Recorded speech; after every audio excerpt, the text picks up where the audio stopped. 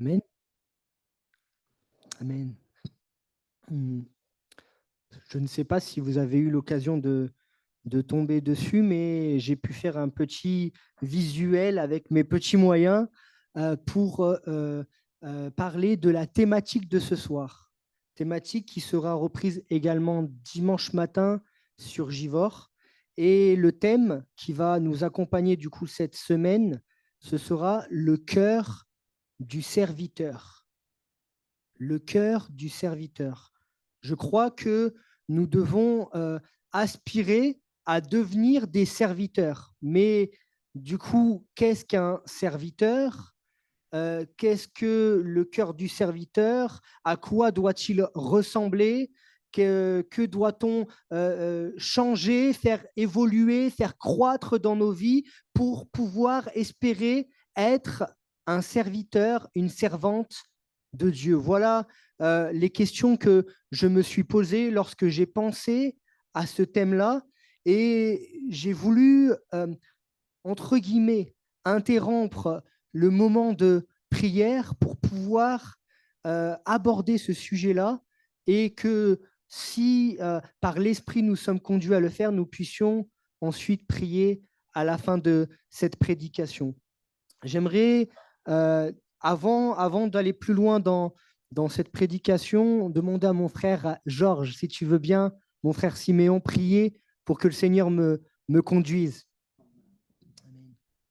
Notre Seigneur, notre Dieu, tu es magnifique. Conduis ton serviteur, Seigneur, qui va apporter ta parole.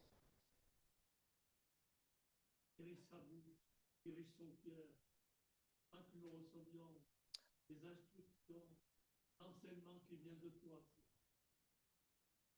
Car tu es la parole faite chair. Nous voulons nous nourrir de ta parole. Et bénis ta parole. Gloire à Dieu. Amen. Amen. Donc, le cœur du serviteur. Et lorsque j'ai pensé à cette thématique, il y avait directement plein de choses qui me sont venues en tête.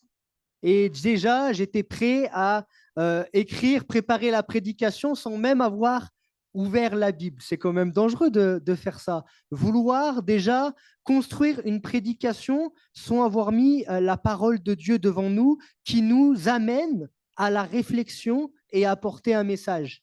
On pourrait comme cela y apporter plein de pensées humaines, charnelles, puis également bien sûr d'autres qui viennent de notre connaissance, qui vient de la Bible. Mais j'ai donc voulu ouvrir la parole de Dieu et pour ne pas sélectionner 50 passages ou 100 passages de la Bible qui parlent de cela, en prendre un seul et essayer de voir déjà ce qu'il a à nous dire. Je pense que en 2 prédications, ça ne suffit pas à parler de ce que la Bible appelle le serviteur ou le ministre. Voilà, on a besoin de, comment dire, d'avoir des petites introductions dans l'Église qui nous introduisent dans les sujets, qui nous poussent à chercher davantage. Et après, c'est à la maison qu'on poursuit cela et qu'on a cette vie de piété, cette relation avec le Seigneur, grandir dans différents sujets de la parole de Dieu. Je vous invite à ouvrir ce texte donc dans Matthieu au chapitre 25, dans le Nouveau Testament, un texte plutôt connu qu'on appelle la parabole des talents. Et dans cette parabole des talents, nous allons voir qu'il y a certains éléments qui vont nous amener à avoir une réflexion quant au cœur du serviteur ou de la servante que nous désirons être. Donc Matthieu, chapitre 25, et à partir du verset 14. Il en sera comme d'un homme qui, partant pour un voyage, appela ses serviteurs et leur remit ses biens. Il donna 5 talents à l'un, 2 à l'autre et 1 au troisième, à chacun selon sa capacité. Et il partit. Aussitôt, celui qui avait reçu les 5 talents s'en alla, les fit valoir et gagna 5 autres talents. De même, celui qui avait reçu 2 talents en gagna 2 autres. Celui qui n'en avait reçu qu'un alla faire un creux dans la terre et cacha l'argent de son maître. Longtemps après, le maître de ses serviteurs revint et leur fit rendre compte. Celui qui avait reçu les 5 talents s'approcha en apportant 5 autres talents. Et il dit, Seigneur, tu m'as remis 5 talents, voici, j'en ai gagné 5 autres. Son maître lui dit, c'est bien, bon et fidèle serviteur. Tu as été fidèle en peu de choses. Je te confierai beaucoup. Entre dans la joie de ton maître. Celui qui avait reçu les 2 talents s'approcha aussi et il dit, Seigneur, tu m'as remis 2 talents, voici, j'en ai gagné 2 autres. Son maître lui dit, c'est bien, bon et fidèle serviteur. Tu as été fidèle en peu de choses. Je te confierai beaucoup. Entre dans la joie de ton maître. Celui qui n'avait reçu qu'un talent s'approcha ensuite et il dit, Seigneur, je savais que tu es un homme dur, qui moissonne où tu n'as pas semé et qui amasse où tu n'as pas vanné. J'ai eu peur et je suis allé cacher ton talent dans la terre. Voici, prends ce qui est à toi. Son maître lui répondit, serviteur méchant et paresseux. Tu savais que je moissonne où je n'ai pas semé et que j'amasse où je n'ai pas vanné. Il te fallait donc remettre mon argent au banquier et à mon retour, j'aurai retiré ce qui est à moi avec un intérêt. Ôtez-lui donc le talent et donnez-le à celui qui a les 10 talents, car on donnera à celui qui a et il sera dans l'abondance, mais à celui qui n'a pas, on ôtera même ce qu'il a. Et le serviteur inutile, jetez-le dans les ténèbres du dehors, où il y aura des pleurs et des grincements de dents. Amen. C'est une parabole. Donc, il y a, une histoire qui, dans ce contexte-là de parabole, n'est pas vraie, mais qui nous donne des éléments de vérité fondamentale que Jésus lui-même apporte. Et je crois qu'il est important de pouvoir s'arrêter sur cette parabole et chercher à comprendre ce qu'elle peut vouloir nous enseigner. Je crois que cette parabole commence par ce qu'est le royaume de Dieu. Ça commence par « il en sera d'un homme ». Et dans le début du chapitre 25, il est question du royaume de Dieu. J'aimerais nous rappeler que nous faisons partie, nous qui sommes assemblés ce soir, du royaume de Dieu.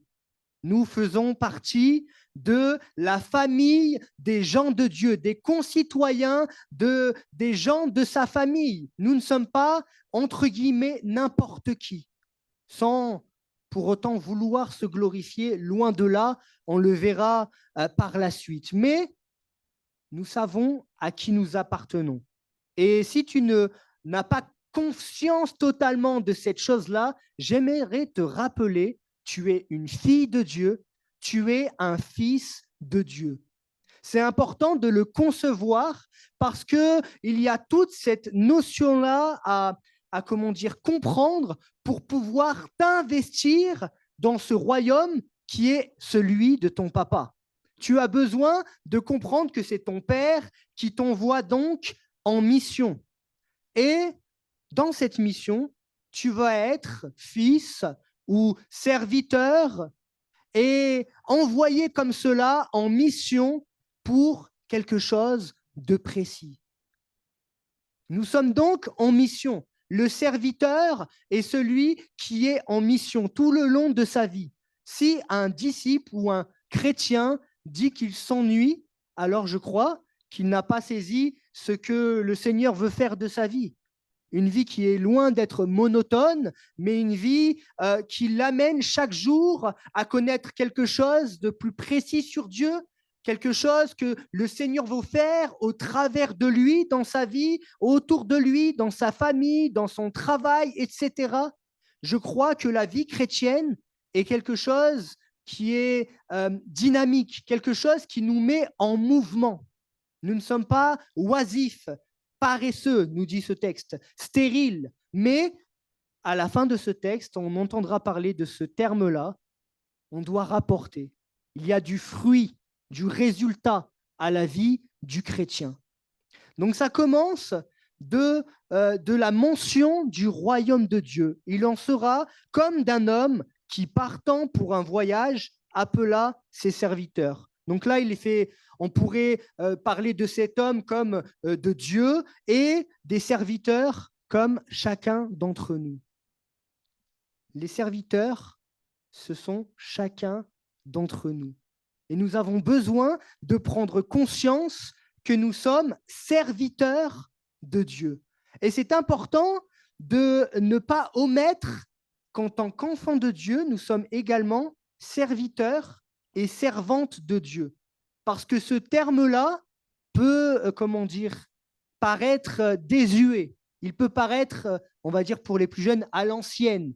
Il peut paraître comme dénué de sens ou peut-être rabaissant, dégradant, humiliant. Oui, on est serviteur. Vous savez, comme dans la génération actuelle, on cherche même à changer les termes dans les métiers. Une personne ne va plus être femme de ménage, mais agent polyvalent d'entretien, etc., parce qu'on a peur de, que la personne comprenne réellement l'intitulé du poste et finalement ne veuille plus travailler là-dedans. Là, le Seigneur ne va pas changer les paroles qui sont inscrites dans la Bible. Il veut faire de nous des serviteurs et des servantes. Mais en aucun cas, c'est quelque chose de rabaissant.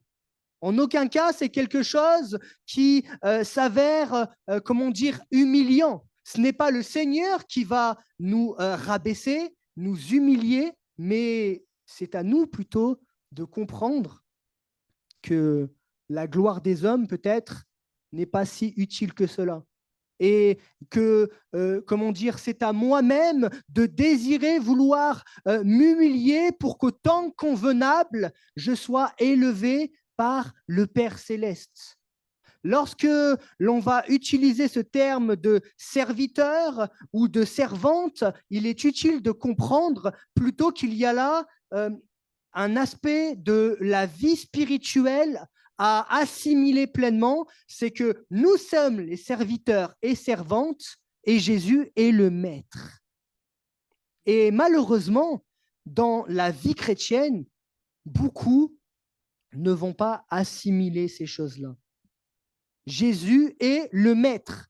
Ça veut dire que je dois lui obéir. S'il est le maître, ça veut dire qu'il va me donner des consignes, des directives, et je vais accomplir ces choses-là parce que c'est mon maître. Un maître, on va obéir à ce qu'il dit directement. On ne va pas essayer de tergiverser, de prendre des détours, mais lorsqu'on sait que quelqu'un est notre maître et qu'on a, accepté cette autorité-là, alors, tout simplement, on va faire ce qu'il nous dit et avancer sur ce chemin. Ce maître-là, Jésus, n'est pas comme les maîtres où dans notre société, nous avons pu voir peut-être même récemment, sans entrer dans de la politique, dans des tyrans, des personnages quand même assez complexes qui vont, avec beaucoup de dureté, asservir des peuples. Mais ce maître, son joug est léger, il est doux.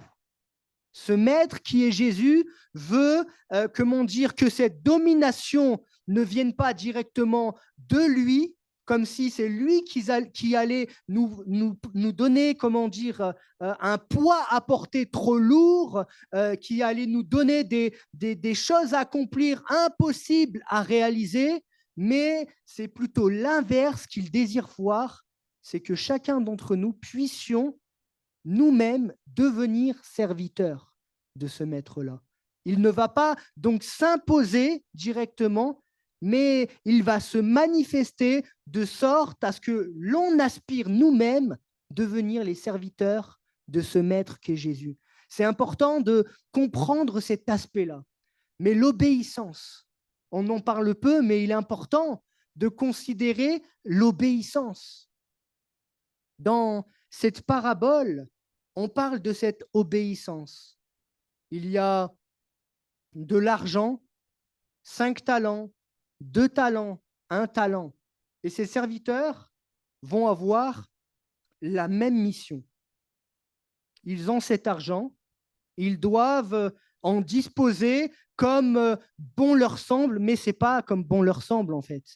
C'est selon, on parle du cœur du serviteur, c'est selon le cœur à cœur qu'ils ont avec leur maître.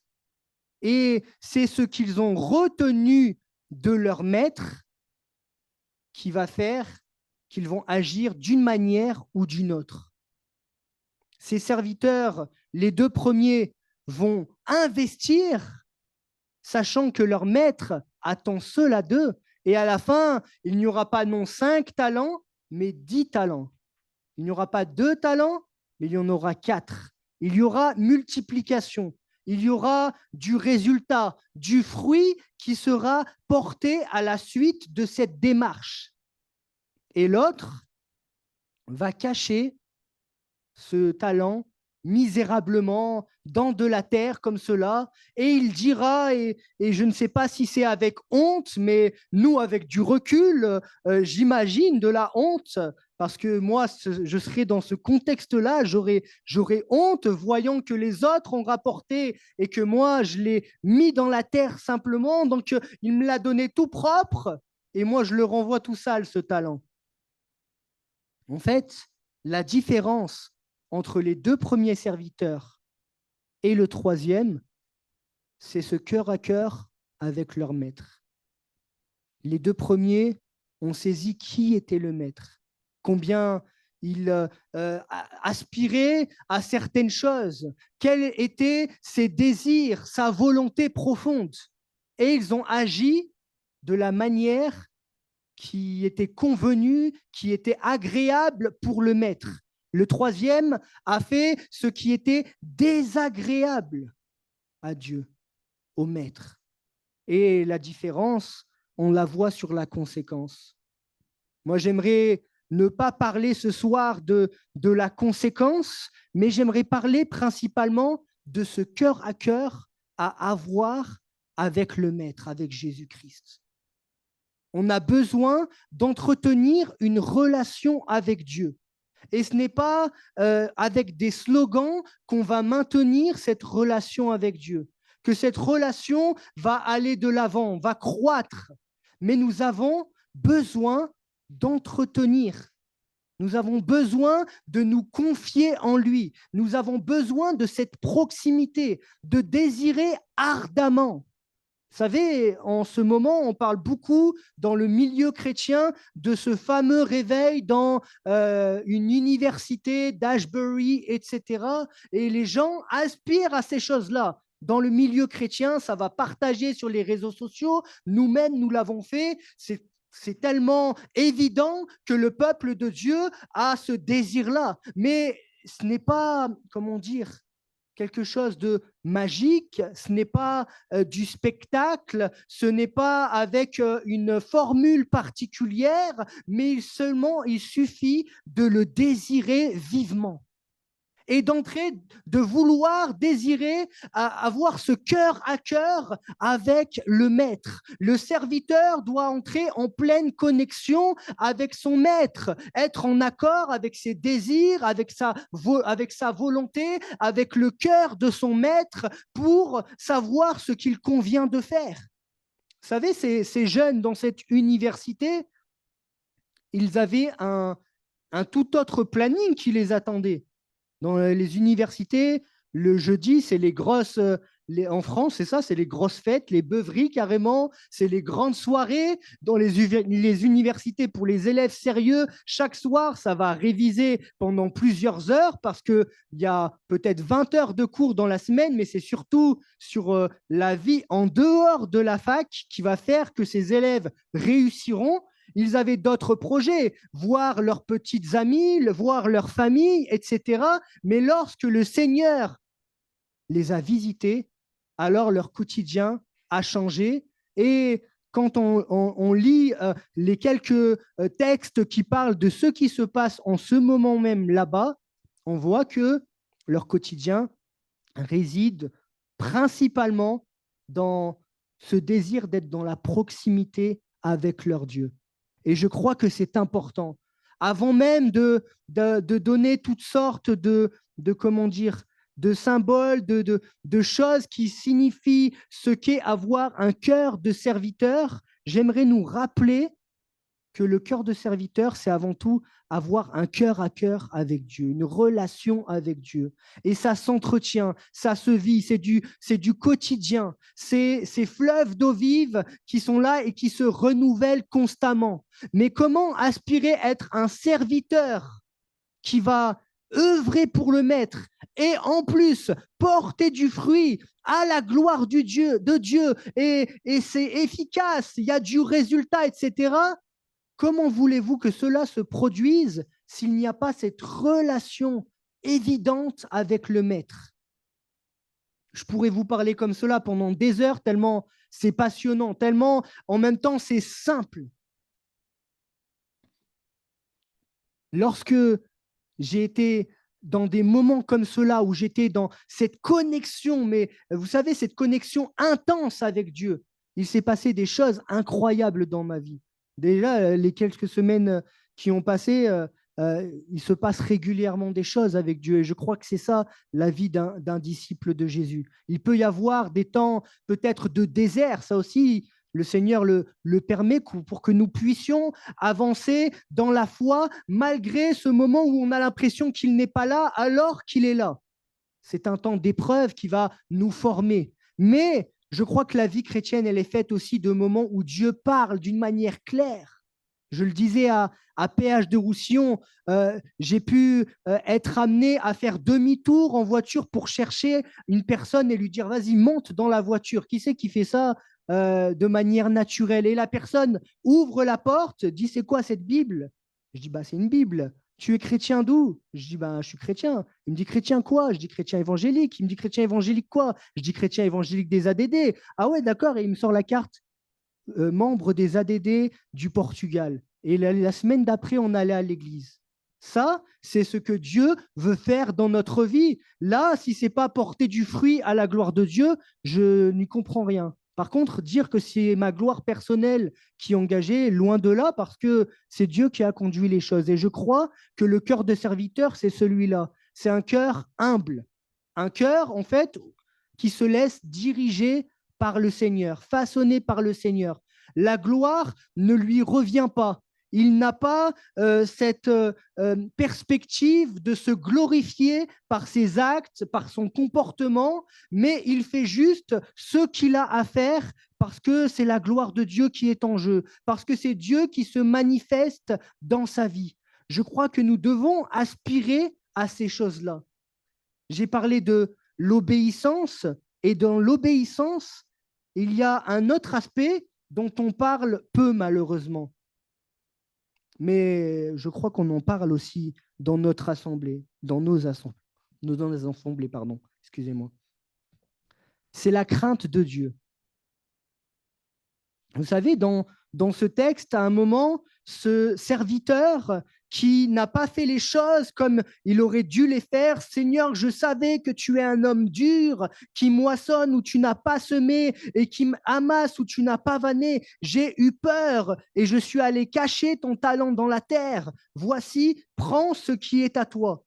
Ça, c'est la crainte selon les hommes.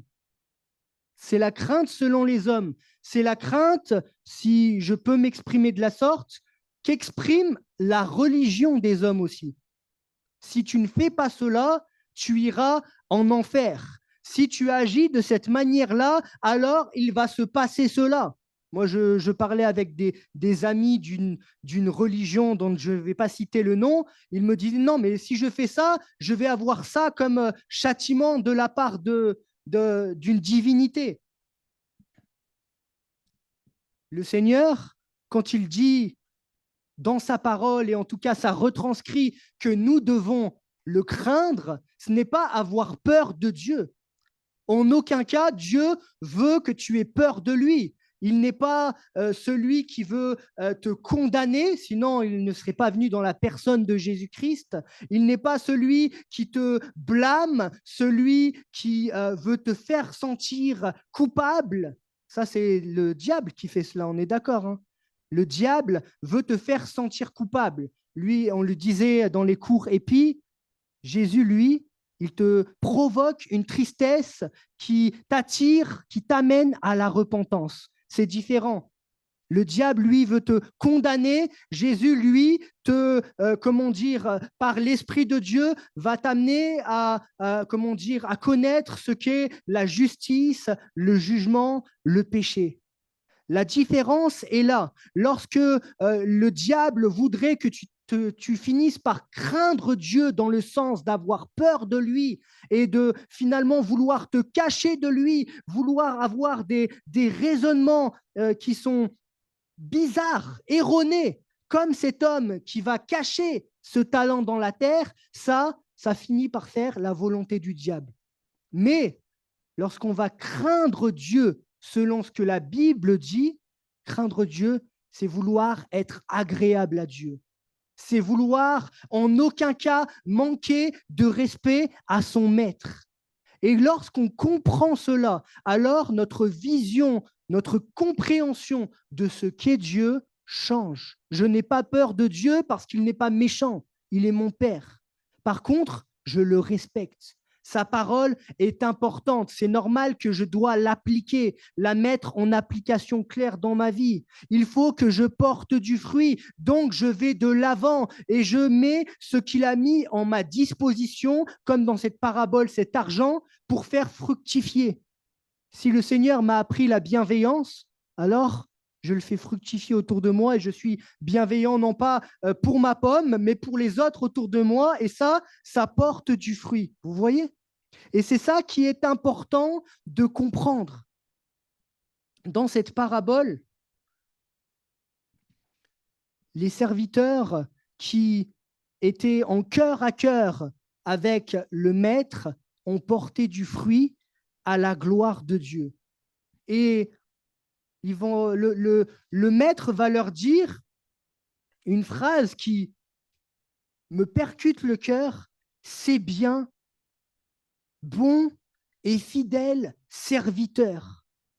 Tu as été fidèle en peu de choses, je te confierai beaucoup. Entre dans la joie de ton maître. Dans cette parabole, ces serviteurs sont appelés bons et fidèles serviteurs. Alors, je considère que ce qu'il faut aspirer à être, c'est bon, avoir de la bonté et fidèle, être fidèle envers le Seigneur. Combien ont quitté, ont lâché la main du Seigneur dès que l'épreuve est survenue? Combien d'entre nous, et je crois que j'en fais partie, n'ont pas appliqué la parole de Dieu à un moment donné, ont péché, ont lâché la main de Dieu après cela, parce qu'on en parlait également lors des cours épis. Souvent, on va faire quoi? On va pécher, lorsque ça nous arrive, hein, et automatiquement, on va s'éloigner nous-mêmes de la présence de Dieu, se disant on est trop sale.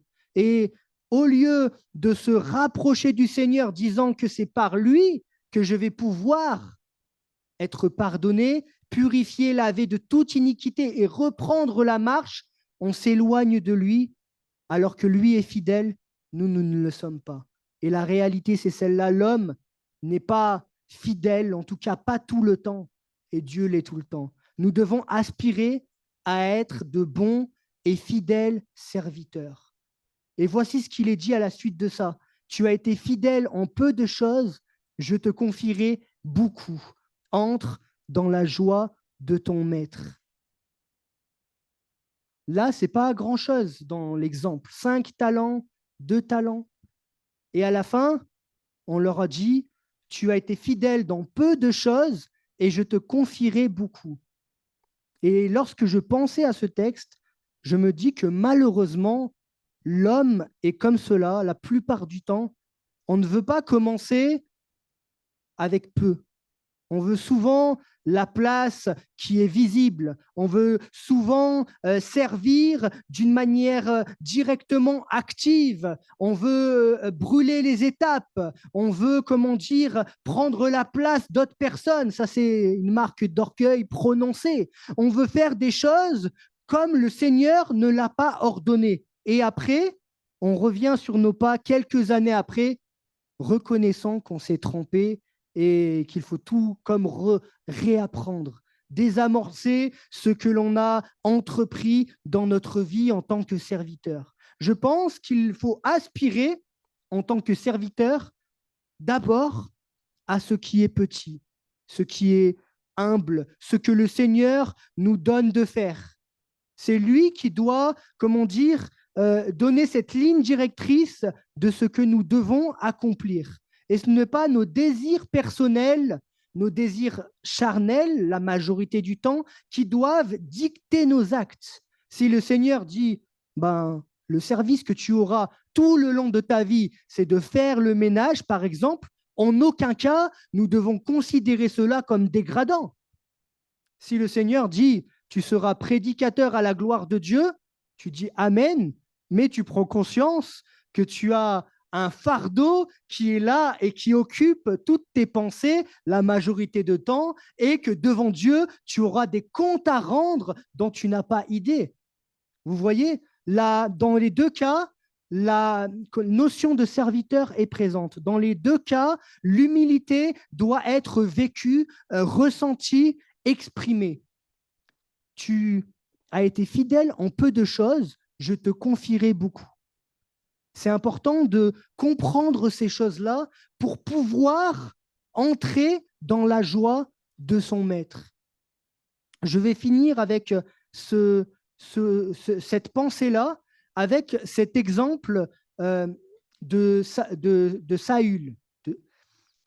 Saül, dans l'Ancien Testament, il est roi. Et à un moment donné, il va, de sa propre initiative, vouloir accomplir lui-même un sacrifice. Et à ce moment-là, il va faillir. Il est roi, mais ça ne lui suffit pas. Il a, on pourrait dire comme cela, un ministère, un service pour Dieu. Attention au ministère, on aurait pu en parler, ça veut dire serviteur, ça vient de ministère, ça vient du mot minus, serviteur.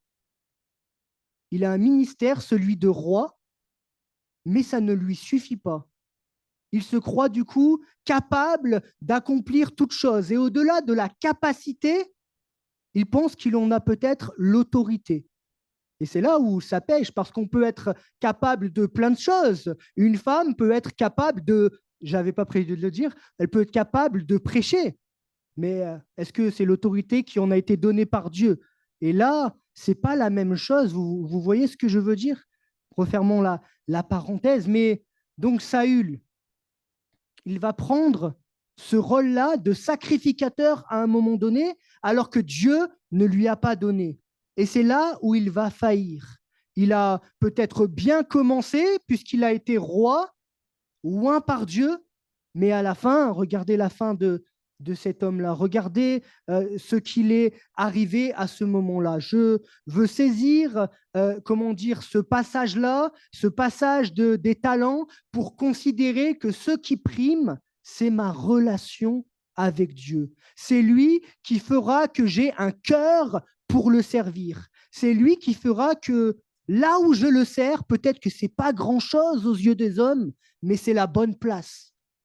Et j'aimerais conclure comme cela en t'invitant à aspirer à avoir ce cœur de serviteur, à avoir ce cœur à cœur avec Dieu, Pourquoi dans une université américaine, il y aurait un réveil, et un réveil, c'est des gens qui voient cette relation s'affirmer avec le Seigneur, visitée par l'Esprit de Dieu, et pourquoi, comme ce moment si simple soit-il, ne pourriez pas avoir une relation pleine avec Dieu? C'est un moment seul à seul entre Dieu et chacun de ses serviteurs, chacune de ses servantes.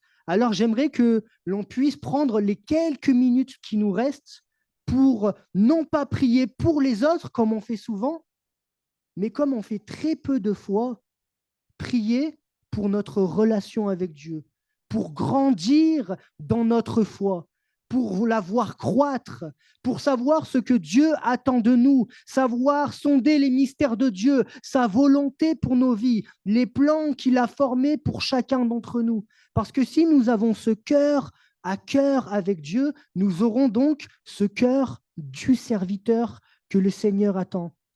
Seigneur, je te remercie pour, Seigneur, cette possibilité, Seigneur, ce soir, de m'exprimer par quelques paroles. Seigneur, mais ma volonté, Seigneur, ce n'est pas que ce soit moi qui m'exprime, mais que par ton esprit, tu aies pu communiquer quelques paroles, Seigneur Dieu, de sagesse, quelques paroles d'instruction qui communiquent la vie, Seigneur Dieu. Nous ne voulons pas, Seigneur Dieu, œuvrer pour toi, Seigneur, par notre propre initiative, mais nous voulons, Seigneur Dieu, que ce soit, Seigneur, ta volonté, Seigneur, qui dicte nos actes, Seigneur Dieu. Je ne veux pas travailler dans le vent, Seigneur. Je ne veux pas, Seigneur, m'essouffler en faisant des choses pour paraître disciple, Seigneur, en œuvrant même pour des bâtiments d'église, Seigneur, si ce n'est pas toi, Seigneur Dieu, qui me dit fais ceci, fais cela, Seigneur Dieu. Je veux, Seigneur Dieu, faire pleinement ta volonté. Je veux, Seigneur, avoir ce cœur de serviteur, Seigneur, parce que sans ce cœur de serviteur, alors on fait les choses en s'énervant, on fait les choses sans la joie d'être dans la volonté de son maître. Mais Seigneur, lorsqu'on est serviteur et qu'on sait qu'on est à la bonne place, alors quelle joie il y a, Seigneur Dieu. Seigneur, merci de faire que chacun d'entre nous puissions ressentir cette joie, savoir l'exprimer, la voir dans notre quotidien. Seigneur, réveille-nous, attire-nous à toi, que ton nom soit béni, Jésus. Amen, béni soit ton nom.